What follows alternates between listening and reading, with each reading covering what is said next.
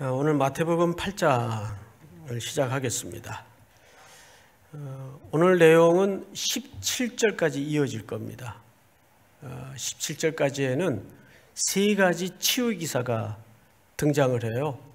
첫째는 나병 환자를 고치는 사건이에요. 그리고 두 번째는 백부장의 하인을 고치는 사건입니다. 그리고 마지막 세 번째는 베드로의 장모를 고치는 사건. 이렇게 세 가지 이야기가 각각 연결되어 있습니다. 그래서 고민을 했어요. 이걸 하나하나씩 다룰까?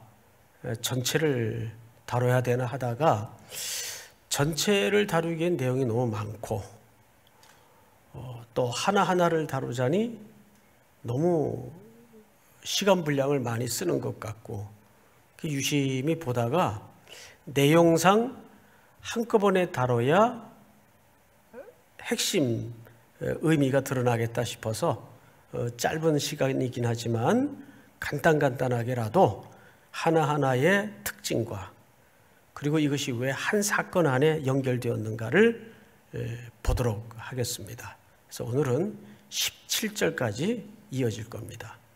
그런데 우리가 일반 서적을 읽더라도 내가 지금 읽고 있는 이 부분이 그 책의 전체 속에서 어떤 위치쯤 있나를 항상 알고 그 자세한 내용으로 들어가는 것이 이해에 큰 도움이 되듯이 성경도 사실은 마찬가지입니다. 여러분, 예수님께서 세례 요한의 체포 이후에 본격적인 공생의 사역을 시작하셨습니다. 시작하시면서 이런 말씀을 하세요. 마태복음 4장 23절에 보면 같이 한번 읽읍시다. 시작. 예수께서 온 갈릴리에 두루 다니사 그들의 회당에서 가르치시며 천국 복음을 전파하시며 백성 중에 모든 병과 모든 약한 것을 고치시니. 자, 이 자막을 그대로 두시고 여러분 수고스럽지만 한 장을 넘기면 9장 35절이 나옵니다. 9장 35절을 좀 열어서 제가 좀 읽겠습니다. 예수께서 모든 도시와 마을에 두루 다니사 그들의 회당에서 가르치시며 천국 복음을 전파하시며 모든 병과 모든 약한 것을 고치시니라 이렇게 돼 있어요. 자, 그러니까 사실은 이걸 보통 우리가 이제 문법상 인클루지오 방법이라고 하는데 괄호 안에 들어가는 이제 구조죠.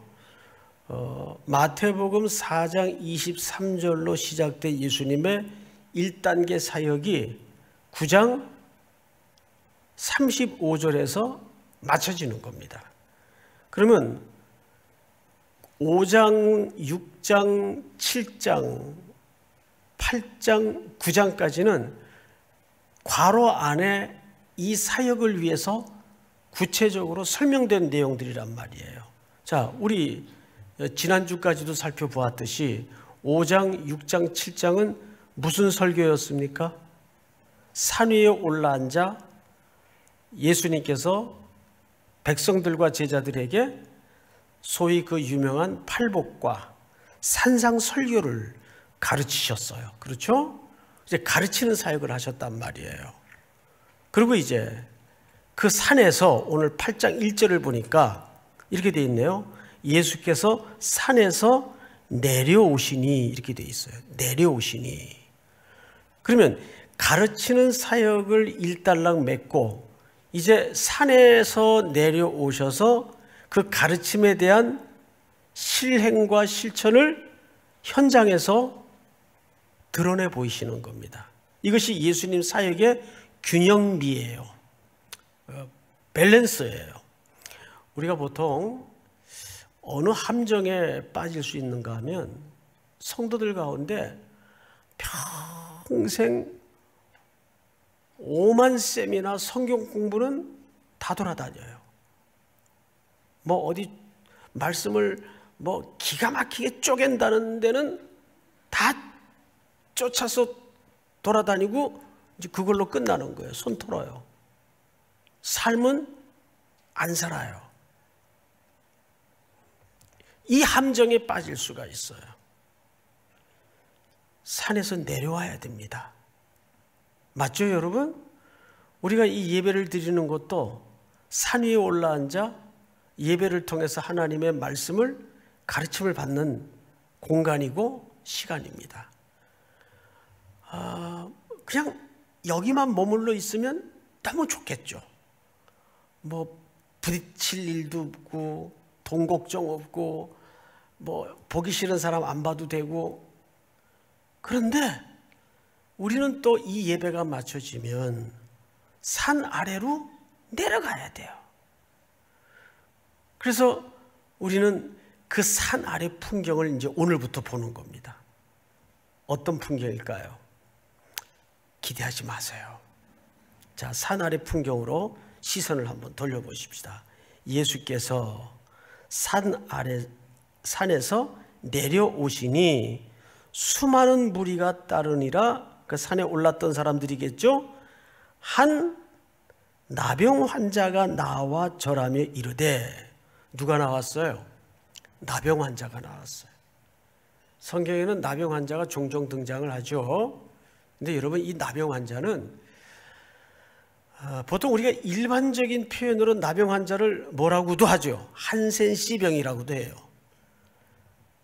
근데 그 질병하고 이렇게 대등한 번역을 해놨는데 사실 적합한 번역이 아니에요.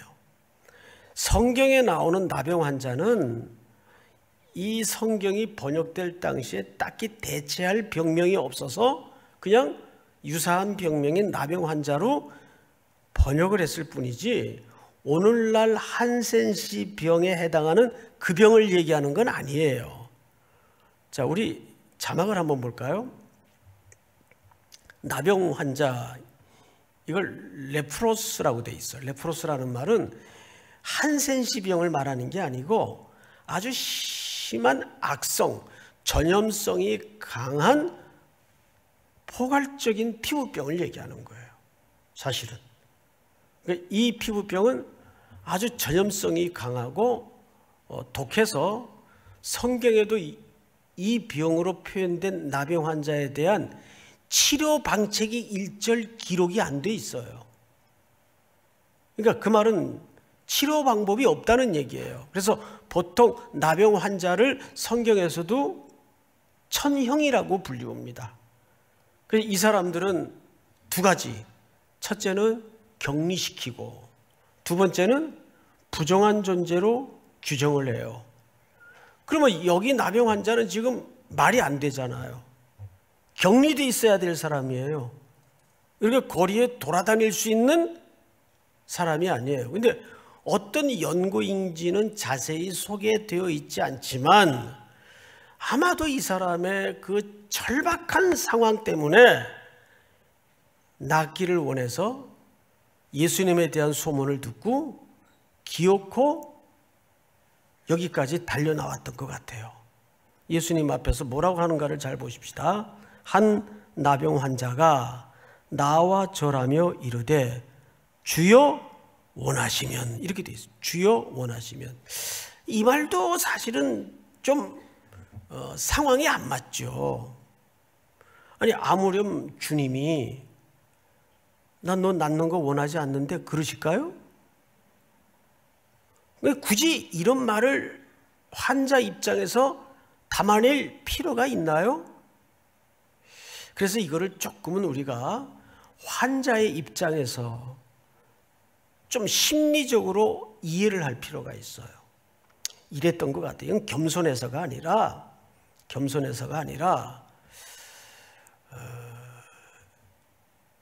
오랜 세월 격리돼 있었어요. 그리고 사람과 분리된 상태에서 몸은 점점 망가지고 나을 방법은 없고 점점 허물어지는 자기를 보면서 상당히 심리적으로 피폐되어 있었던 것 같아요. 그걸 요즘 우리 표현으로 말하자면 자존감이 무너질 대로 무너졌던 것 같습니다. 주여 원하시면. 그러자 예수님께서 예수께서 손을 내밀어 그에게 대시며, 여러분 백부장 사건이 다음에 나오죠. 그 치유는 어떻게 고치셨습니까? 집에 가지도 않고 원격 치료를 하셨어요. 말씀으로. 예수님은 창조주이시고 전능하신 하나님의 아들이기 때문에 그렇게 하실 수 있어요. 그런데 이 나병 환자는 당시 사회적 통념으로도 격리되어야 될 부정한 존재이기 때문에 이렇게 정통 유대 규례상 손을 대어서는 안 돼요. 왜냐하면 나중에 집에 가서 읽어보시면 아시겠지만 레위기 5장에 보면 부정한 것에 물건이나 사람이 되어지면 옷도 부정해지고 사람도 부정해져요.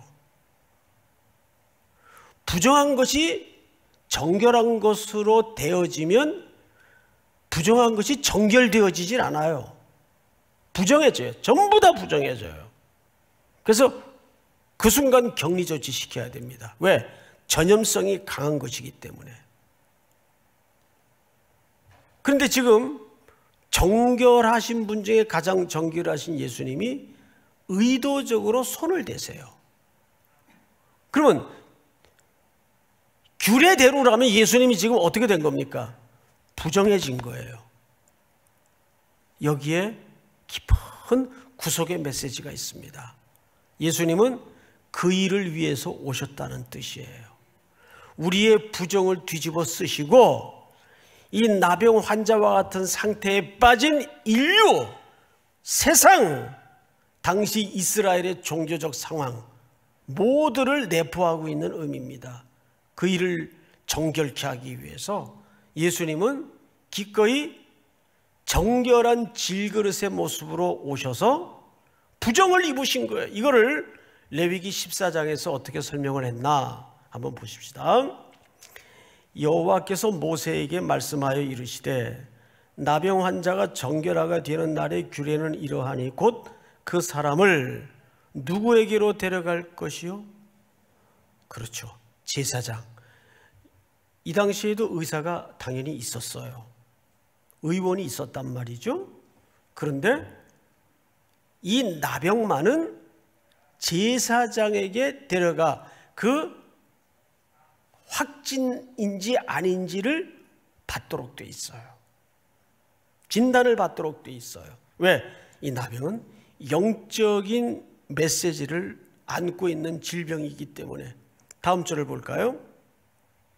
제사장은 진영에서 나가 진찰할지니 그 환자에게 있던 나병 환부가 나았으면 제사장은 그 정결함을 받을 자를 위하여 명령하여 살아있는 정결한 새 2마리와 백향목, 백향목은 나무죠? 나무. 그 다음에 홍색실. 예수님이 십자가에 가시기 전에 걸어가시면서 무슨 옷을 입고 가셨어요? 홍색 옷을 입고 가셨어요. 자색 옷. 자색 옷은 홍색실로 짭니다. 두 번째는 우슬초. 다윗이 시편에 뭐라고 고백했죠? 우슬초로 나를 정결하게 하사. 그 문지방에 어린 양 피를 바를 때 우슬초를 가지고 피를 발랐어요. 이 세 가지 물건은 전부 뭐와 연결이 되어 있는 거죠? 예수 그리스도의 죽음의 현장과 연결이 되어 있는 겁니다. 그리고 다음 절을 볼까요? 제사장은 또 명령하여 그 새 하나는 흐르는 물 위 어디 안에서 잡아요? 질그릇. 질그릇은 성경에 보통 우리 육신을 질그릇이라고 해요. 질그릇 안에서 잡게 하고. 그러니까 이 말은 무슨 뜻입니까? 하나님의 영광스러운 아드님이 질그릇을 입고 이 땅에 정결하신 분이 임하신다는 것을 오래전 레위기 율법 속에 담아놓고 있는 거예요. 다른 새는 이제 또 한 다른 새는 한 마리는 산채로 가져다가 백향목과 홍색실과 우슬초와 함께 가져다가 흐르는 물 위에 잡은 새의 피를 찍어요. 앞서 질그릇 안에 잡은 새의 피를 다른 한 마리에다가 찍어요. 그래서 어떻게 하죠? 자유롭게 날려보내요. 다음 절을 보십시다. 다 같이 시작. 나병에서 정결함을 받을 자에게 7번 뿌려 정하다 하고 그 살아있는 새는 들에 놓을지며. 할렐루야. 그럼 이게 무슨 뜻이 됩니까? 예수님은 우리와 똑같은 질그릇의 모습으로 육신을 입고 오셔서 십자가의 죽음을 통해서 그 흘린 피를 우리를 위해서 흘리셔서 우리를 새로운 생명의 자유로움으로 해방시켜 주시고 놓아주셨다는 것을 설명하고 있는 거예요. 그런데 이 규례가 어느 환자에 대한 규례입니까? 나환자에 대한 규례예요. 그러면 이것은 우리 영적인 상태를 설명하고 싶었던 겁니다. 산 아래 광경은 어떤 방법으로도 치유책이 없는, 그래서 나병에 관한 이 질병은 성경 어디에도 치유책이 기록되어 있질 않아요. 그냥 깨끗해졌느냐 안 졌느냐에 대한 진단은 제사장이 하지만 이 병을 어떻게 고쳐야 되느냐에 대한 치유책이 일절 기록되어 있질 않아요. 오직 그리스도의 피로만. 예수님께서 그 상태에 빠진 나병 환자와 같은 상태에 빠진 인류와 세상을 위해서 이 땅에, 아니 산 아래로 내려오셨다는 뜻입니다. 자, 두 번째 이야기로 넘어가 볼까요? 몇 절을 보시냐 하면 이제 5절을 보십시다. 5절, 8장 5절. 예수께서 가버나움에 들어가시니 한 백부장이 나와 간구하여, 앞을 잠깐 보십시다. 마태는 이 기록 방식이 굉장히 절제해버리고 생략을 해버렸어요. 그래서 설명의 구체성이 떨어져요. 대신 드러내고자 하는 의도는 확실히 드러내는, 그러니까 썸머리의 귀재입니다. 그런데 누가는 이 같은 사건을 조금 상세히 풀었어요. 어느 부분이 다른가를 비교를 해드릴 텐데, 여러분 오늘 마태복음에는 백부장이 직접 나온 걸로 되어 있죠. 그런데 누가복음판을 한번 보십시다. 예수께서 모든 말씀을 백성에게 들려주시기를 마치신 후에 가버나움으로 들어가시니라. 어떤 백부장의 사랑하는 종이, 백부장도 로마인이기에 이방인이에요. 이방인이죠. 당연히 종도 유대인일 수가 없어요. 이방인이에요. 병들어 죽게 되었대요. 그런데 그 다음 절 볼까요? 예수의 소문을 듣고 유대인의 장로 몇 사람을 예수께 보내어 오셔서 그 종을 구해주기를 청한지라. 마태는 이 부분이 생략이 됐습니다. 그냥 뚝 잘라서 백부장이 직접 나온 것처럼 묘사를 했지만 복음서를 종합해 보면 직접 나온 게 아니에요. 누구를 심부름을 보냈어요? 유대 지도자들, 장로들을 심부름으로 보냈어요. 그러면 이 정치공학적 차원에서 이 사람들의 면면을 한번 비교해 봅시다. 로마의 백부장이면 로마의 강포 정치의 선두주의자, 전위대예요. 전위대. 반면에 유대 장로들은 식민지 국가 백성이에요. 이게 맞아요? 안 맞아요? 이건 이렇게 심부름 보내고 심부름 할 수 있는 관계가 정치적으로 안 됩니다. 종교적으로도 안 됩니다. 그러면 강제적으로 갔나요? 그것이 아니라는 게 금방 드러나요. 유대 장로 몇 사람을 예수께 보내어 오셔서 그 종을 구해주기를 어떻게 했어요?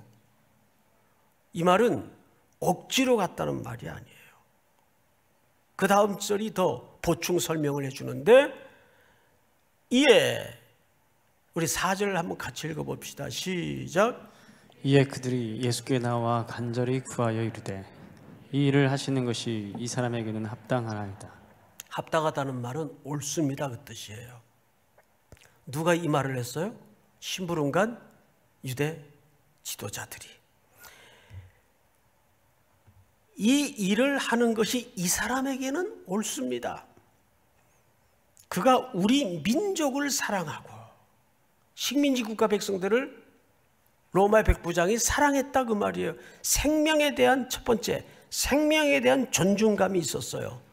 더 깊은 증거는 그 노예는 그 당시 1세기에 뭡니까? 이건 소유물이에요. 그냥 재산 목록 중에 하나에 불과해요.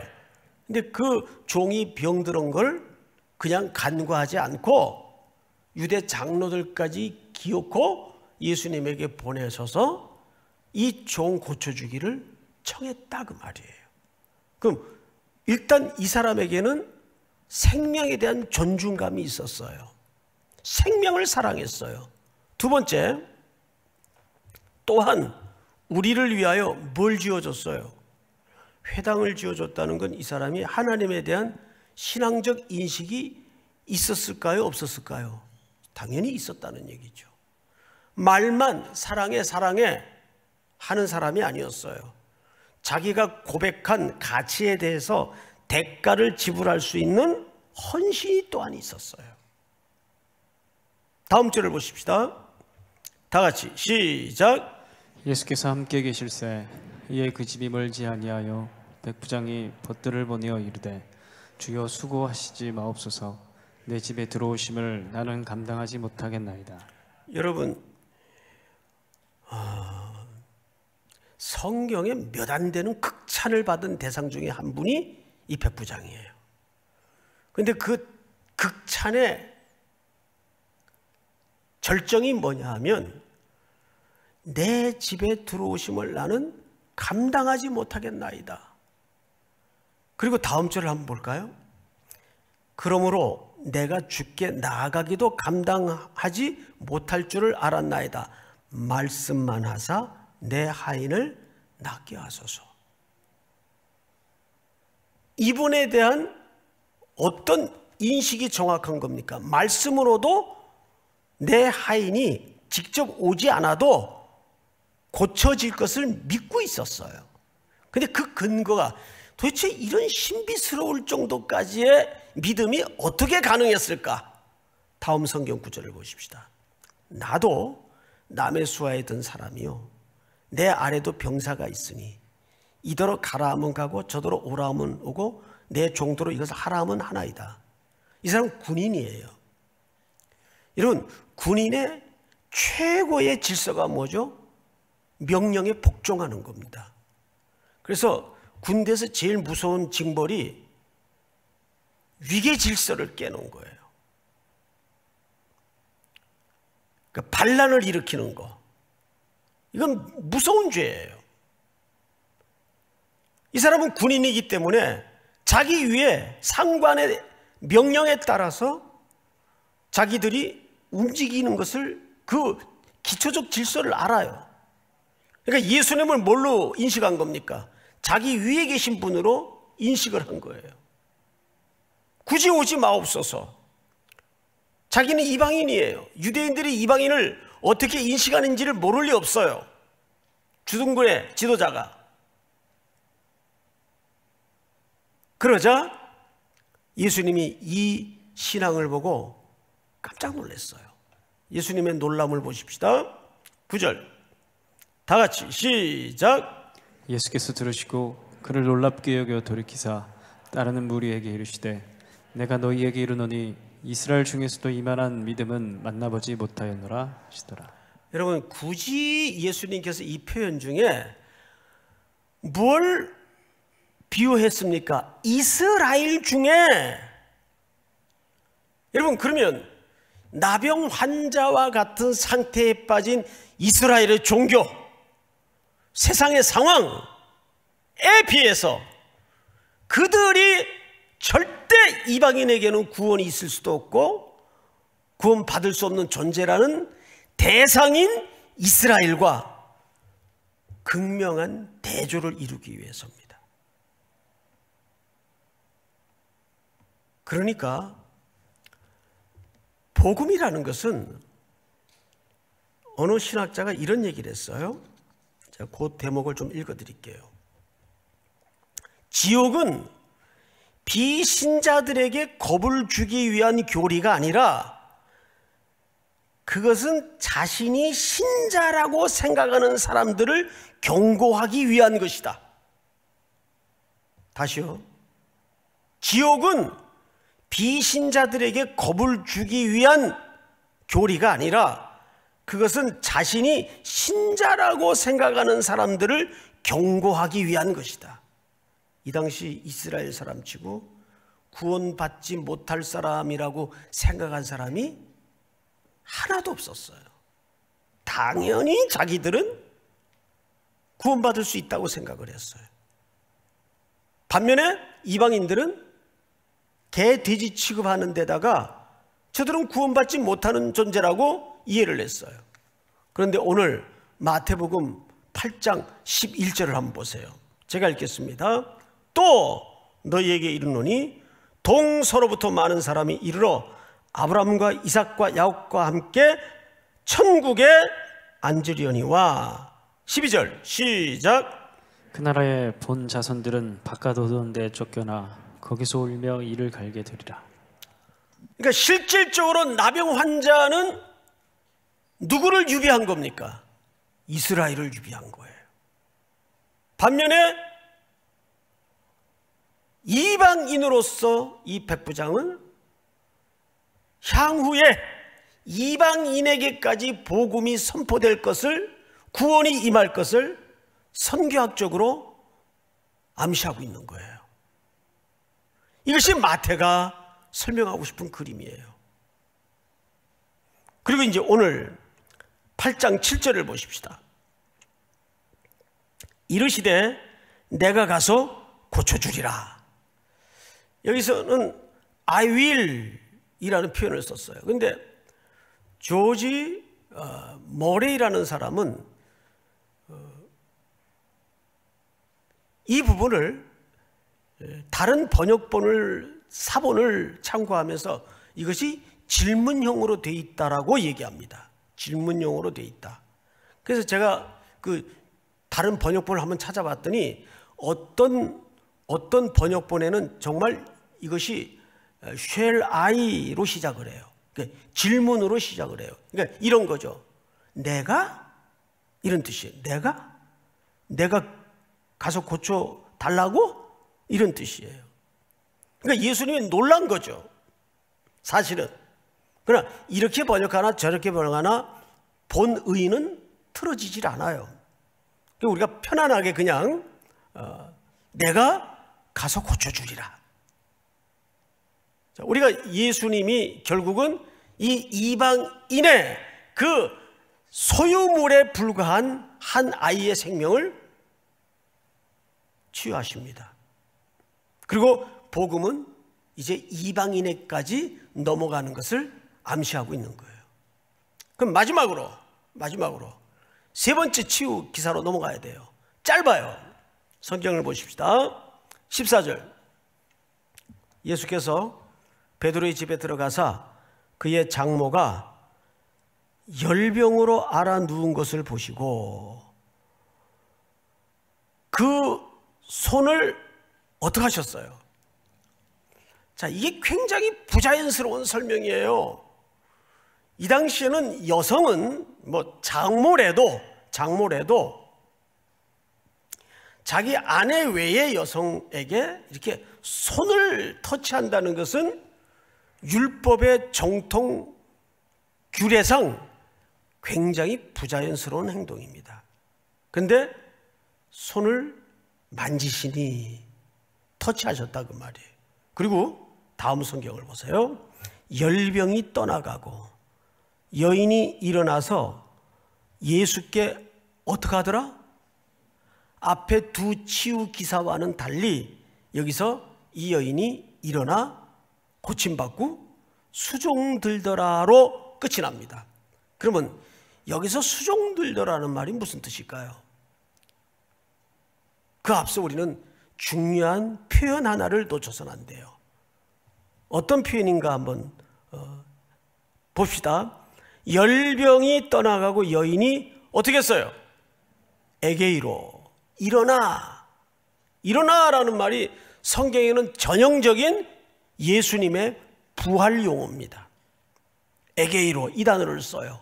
에게이로. 그러니까 이 여인은 마치 죽었던 자가 새로운 생명을 얻고 일어나서 뭐 했다고 되어 있죠? 수종들었다라는 말은 제자로서의 섬김이 시작되었다는 뜻입니다. 근데 이 사람이 남자가 아니에요. 여인이에요. 그 당시 누구든지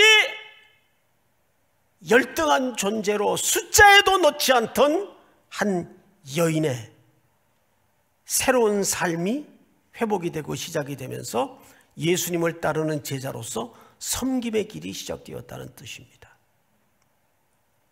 그리고 나서 이사야의 글이 인용이 돼요. 이사야의 글을 보십시다. 17절 다 같이 시작. 이는 선지자 이사야를 통하여 하신 말씀에 우리의 연약한 것을 친히 담당하시고 병을 짊어지셨도다 함을 이루려 하심이더라. 자, 원본을 좀 한번 확인해 보십시다. 이사야서 다 같이 시작. 그는 실로 우리의 질고를 지고 우리의 슬픔을 당하였거늘 우리는 생각하기를 그는 징벌을 받아 하나님께 맞으며 고난을 당한다 하였노라. 이제 이 이사야의 글의 성취를 우리가 바라보면서 예수님이 이 세 가지 이야기를 한 묶음에서 우리에게 말씀하고 싶었던 본의가 선명해졌어요. 나병 환자와 같은 상태에 빠진 이 세상에 예수님은 질그릇을 입고 오셔서 자신이 흘리신 보혈의 피로 우리 각자에게 새로운 생명을 주시고 우리를 죄와 사망의 봄에서 자유케 하셨어요. 믿습니까? 그러면 그 은혜를 입은 사람들은 어떤 삶이 주어지냐 하면 이방 땅으로까지 누구도 꺼려하고 손대기 싫어했던 그 이방 땅으로까지 복음의 사역을 통해서 주님을 평생 섬기는 자로 따르는 베드로의 장모와 같이 모든 몸 안에 영육간의 질병이 물러가고 죽었던 생명이 일으킴을 얻어 에게이로 일어나서 예수님을 따르며 수종들며 섬겼듯이 이것이 산 아래로 내려갈 우리 모두에게 이날 아침에 주시는 하나님의 음성입니다. 믿습니까? 오늘 이 말씀이 다시 한번 이 칙칙한 우울한 시대를 또 살아가야 되는 우리 모두에게 다시 한번 큰 담대함과 주님이 여러분들을 홀로 산 아래로 내려보내는 것이 아니라 같이 내려가세요. 주님은 산 위에서 바람 쏘이고 계시고 여기 갔다 와라 그런 분이 아니에요. 믿습니까? 주님이 같이 여러분들과 산 아래로 내려가시는 줄을 믿으시기 바랍니다. 우리 다 일어나십시다.